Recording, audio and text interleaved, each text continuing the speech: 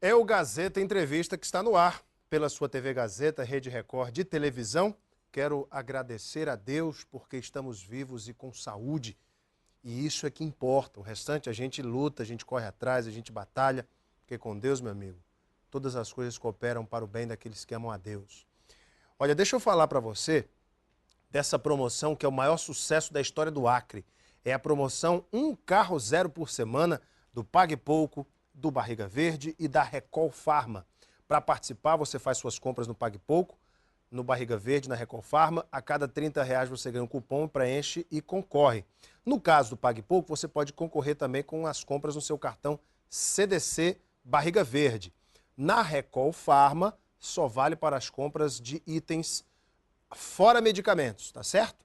Cada R$ 30 na compra de perfumaria, cosméticos e demais itens da miscelânea da Recol Pharma, você concorre. Todos os sorteios acontecem na TV Gazeta, no Gazeta Alerta, a cada segunda-feira, um gol 0 km. E você pode participar. Então, é a sua chance de realizar o sonho do carro zero. Um carro zero por semana é a maior promoção da história do Acre. Que maravilha. Eu vou bater um papo neste primeiro bloco do nosso Gazeta Entrevista com o procurador do Ministério Público Especial de Contas, Dr. João Isidro. Os conselheiros do Tribunal de Contas do Estado suspenderam os decretos emergenciais editados pelas prefeituras de Sena Madureira, onde Mano Rufino, do PR, sucedeu a Nilson Areal, também do PR, Santa Rosa do Purus, onde Rivelino Mota, do PSDB, sucedeu o Zé Brasil, do PT, Porto Acre, onde Carlinhos Portela, do PSDB, sucedeu a Zé Maria, do PT, Brasileia, onde Everaldo Gomes, do PMDB, sucedeu a Leila Galvão, do PT, e Capixaba, onde Vareda, o prefeito atual Otávio Vareda, do PCdoB, sucedeu a Joás Santos, do PT. Os relatores de cada caso, Porto Acre e Capixaba, conselheiro Antônio Cristóvão, Brasileia, relatora conselheira Dulcinea Araújo, Sena Madureira e Santa Rosa, relator conselheiro José Augusto. O doutor João Isidro foi convidado e prontamente atendeu o nosso convite para falar exatamente disso. Havia realmente necessidade dos atuais gestores decretarem a situação de emergência? Quando a lei permite isso? E que atos eles deixaram de cumprir para que os conselheiros suspendessem esses decretos? Doutor João Isidro, muito boa noite.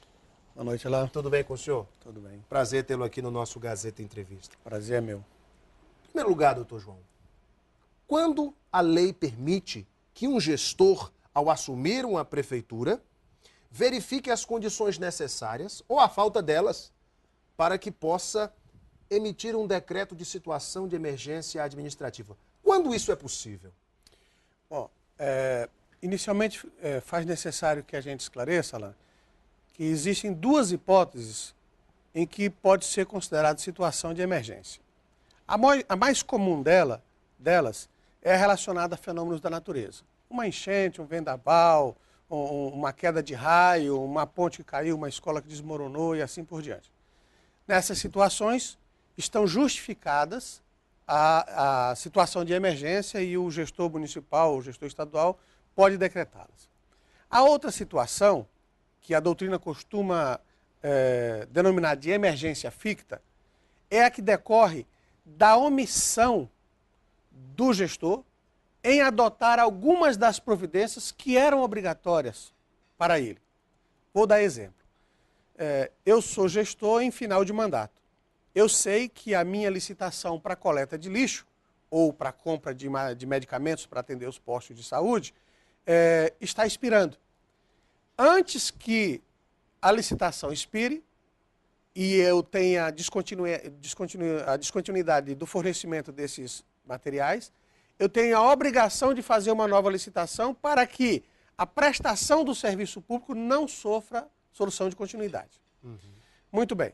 Não adotando essas providências, eu cometi uma omissão que vai prejudicar, possivelmente, a prestação de serviço futuro para o novo gestor que assume. Então, nessas hipóteses, o gestor que assume tem a obrigação de adotar todas as providências necessárias para que o serviço não seja descontinuado. E serviços de altíssima relevância. Exatamente, serviços públicos essenciais. Essenciais. Como são, por exemplo, a limpeza pública, que a ausência dela causa diversos problemas, inclusive a proliferação de doenças. Nós vivemos numa época endêmica com relação à dengue, leptospirose em razão de alagações e assim por diante.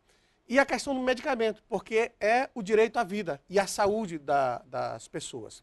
Então, prestação de serviços essenciais tem que ser garantido e a obrigação do gestor adotar todas as medidas que fizerem necessárias para garantir que esses serviços sejam prestados adequadamente.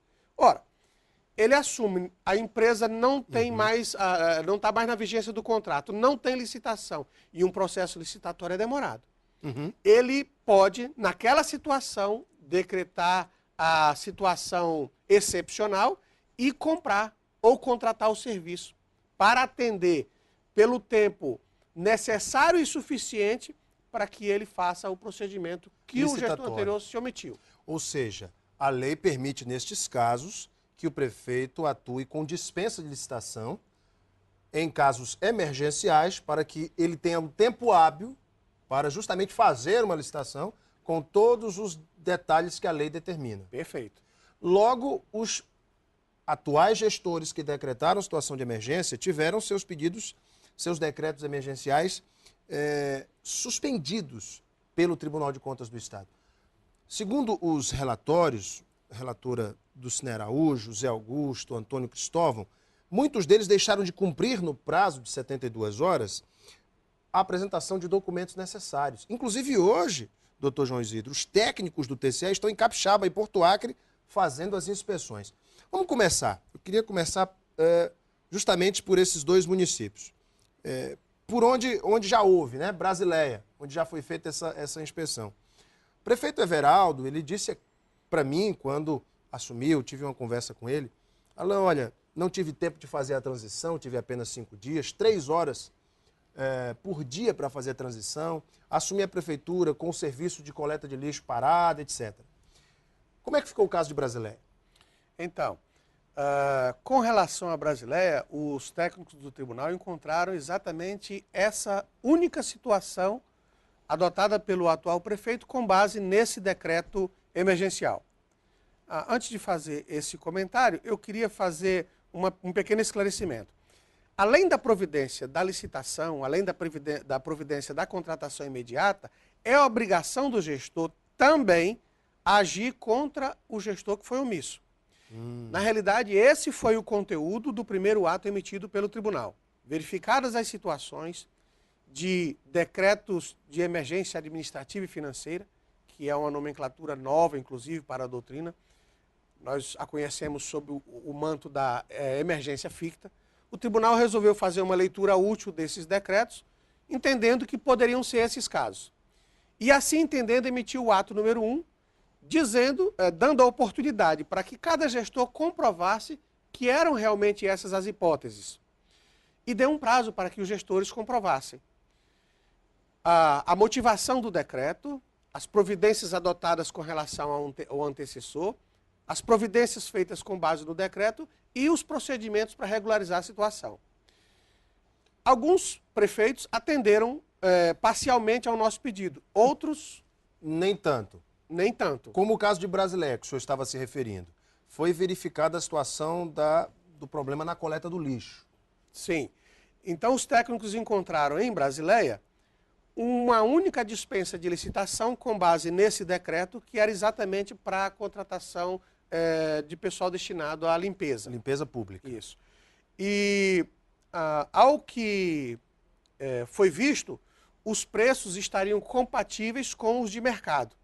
Logo, o prefeito atual, o Everaldo, não deve sofrer nenhuma sanção por ter contratado, mesmo com o decreto dele invalidado. Na verdade, quando o tribunal emitiu o segundo ato, suspendendo os efeitos do primeiro, dos decretos emitidos pelos prefeitos, ele não tirou do prefeito a liberdade de continuar praticando o ato, não com base no decreto, dessa forma, mas com base em justificativas pontuais em cada caso, né?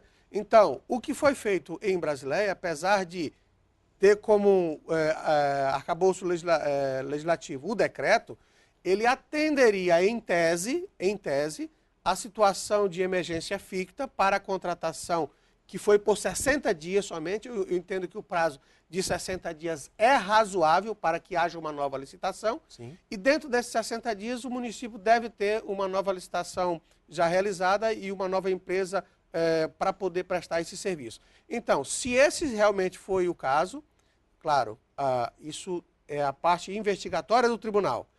Esse processo ainda vai ser ofertada oportunidade para que o prefeito apresente outras razões de justificativa e esclareça fundamentadamente as suas razões, e aí sim o processo será julgado. Mas, a princípio, pela verificação técnica feita no local, essa única despesa poderia sim estar albergada pelo manto da emergência ficta, desde que cumprido esse requisito dos 60 dias e desde que, nesse período, o prefeito venha ultimar os trabalhos com relação à eleição da nova empresa prestadora de serviço. Muito bem.